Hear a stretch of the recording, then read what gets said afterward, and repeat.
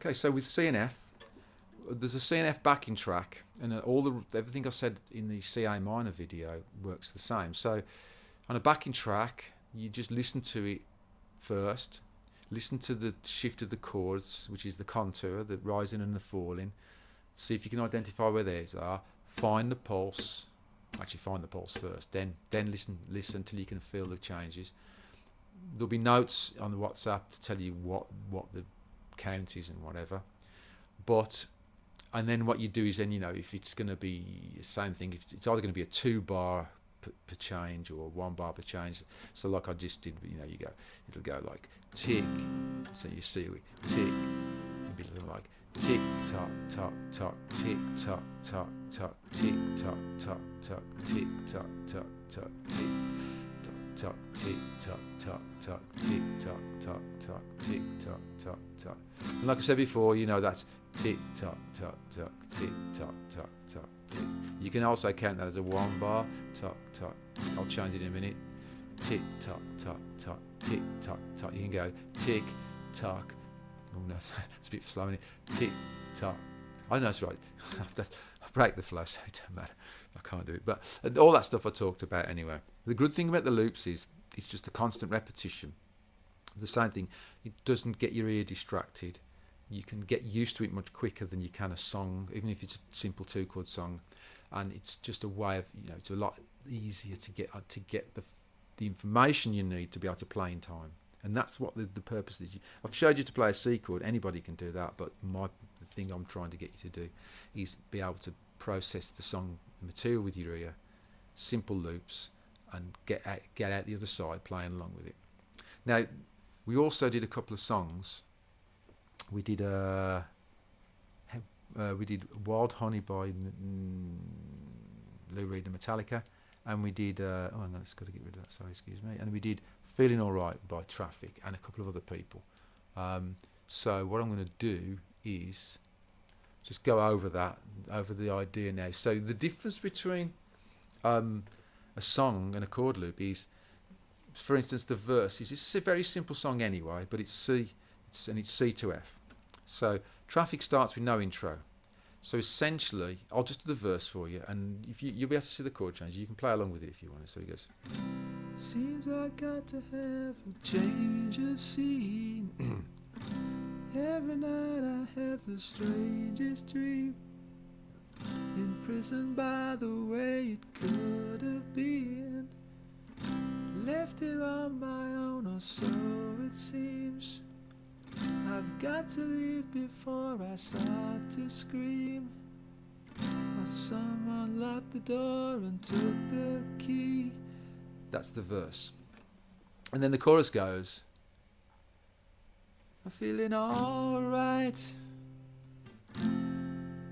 not feeling too good myself. I'm feeling alright, not feeling too good myself. Okay, now that's what I've done there, is I've strummed what's called the harmonic rhythm, because I've essentially just strummed where the chords change.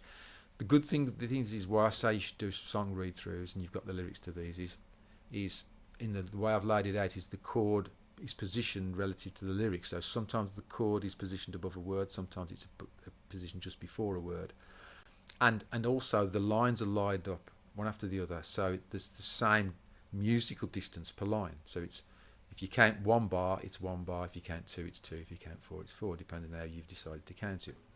So and what you can do is by doing the read-throughs and listen to the record and reading through the lyrics, is you'll get to know the tune and the words. So instead of being able to think and going tick tock tock tock, tick tock tock tock, which is fine in these simple songs, and I think you should probably practice that as well against the records and just go with that. But also get used to the idea of singing the tune, singing along the words, and making the chord changes relative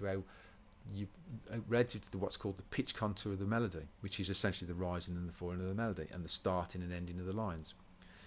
Because we end up, it's not quite the chords. You can use the words in this song so that you can sort of, the strums break the sentence up. the way English works. So it's like it goes, seems I've got to have, which is like one phrase, and then a change of scene. So C to F marks the two different parts of the sentence to give you a complete sentence.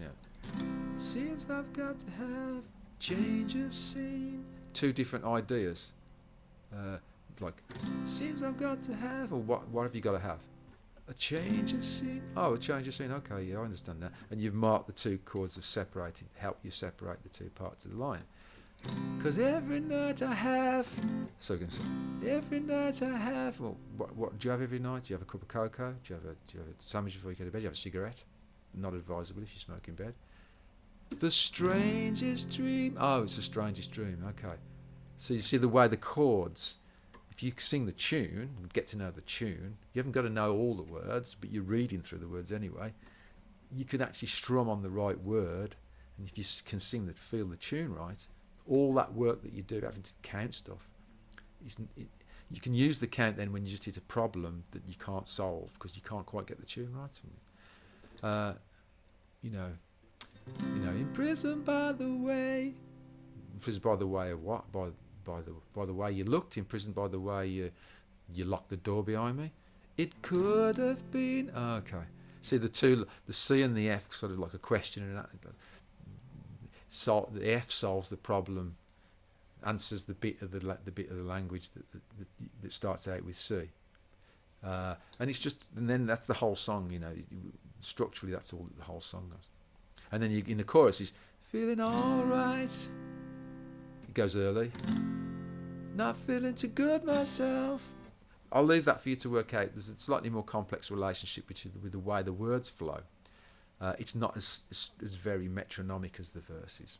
And actually, we'll do a bit of work in class on Coconut, because the language in Coconut works really well to give you a sense of the rhythm of the language, how the language works, with where the chords are positioned. If you get the idea that it's like it'd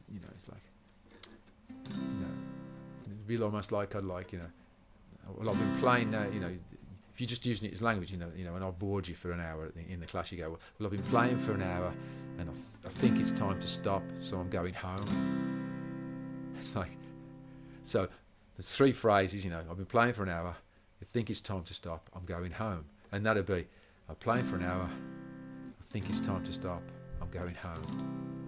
The chords will always naturally fall by the sense of what the song's communicating. And if you can, the whole point of playing music is to communicate. So this is why I like to approach it from the words the angle as well. We still do plenty of work on counting bars and all this other stuff, because but a lot of that stuff needs to become automatic inside you. And while you're doing it, you want to have a bit more fun, and navigating songs by listening and playing and singing along, and getting your fingers to follow your singing is a much more fun way. So I'm hoping that's helps. A little thing about Wild Honey, which is if you just do a playthrough of Wild Honey, you'll find that the language is a lot more. It's not called Wild Honey; it's called Iced Honey. Wild Honey is a song by the Beach Boys. Sorry, just bring it up. You'll notice that the language is a lot more difficult to fit to the changes. The language is what's called syncopates more. It's still not crazy, but it's a lot harder to fit the language. So that's more, you can play along. You'll probably find it's easier to get the tick tock tock tocks and just play that metronomically. I'll talk about, I can't fit it onto one video, so it wouldn't make it too long anyway. But there's lots of other details surrounding this idea. But Feeling Light's a great song to be able to get the sense of where the lyrics and the chord changes interact with each other. When you listen to Wild Honey, it'll take a lot longer to get the sense of where the chords come relative to the words. And as the song progresses, each verse changes quite radically in terms of what the rhythm of the language. So very much in the same way as Coconut is very rhythmic, that we did in the one chord song. And we only played it a little bit in the first week, but we did a bit of Exodus by Bob Marley, and that's the same. The language in Exodus is much more tricky to get on to make it fit, to get the feel of how it sits on the rhythm, onto the pulse.